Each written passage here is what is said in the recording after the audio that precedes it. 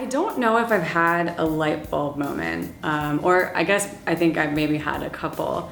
When I was in high school, I started to gravitate to photography and writing, and so I kind of started to do those two things separately, and then at some point felt like I should put them together. And so I started looking at film and television and just what it would mean to kind of tell stories in a format or a medium like that. And I ended up going to Oxford Media School that summer, and that really solidified it for me. I knew kind of from then on that I wanted to be involved in storytelling in one way or another, whether it was news journalism or entertainment. And so the more that I learned about storytelling and how to produce good stories and direct them, the more I felt like I was tapping into the tools of empathy. I kept studying it and I kept working in the field, and I really continued to find that it seemed like one of the best tools to communicate. I worked for a couple years at Vice Media, which was also an incredible experience. Just to be able to take something, some kernel of a story that you found out about, research it, figure out who's involved, and then figure out why they do what they do, what brought them to that point.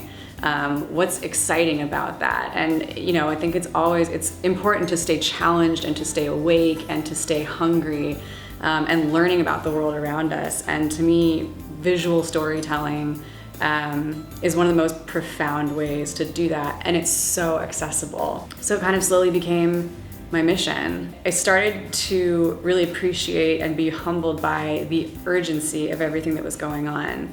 And so suddenly it started to feel like I had this tool that a lot of people all around the world really felt like they needed and wanted. We become exposed to so much more. We start to see stories like our own or completely different from our own, but it starts to give us an idea of all of these different ways we can live our lives and these different ways we can invent. It's one of my main missions in life to equip more women with this tool, to teach them how to tell stories and to spread that as far and wide as possible. Media has a profound effect on culture and can really shape what's possible, both personally and collectively.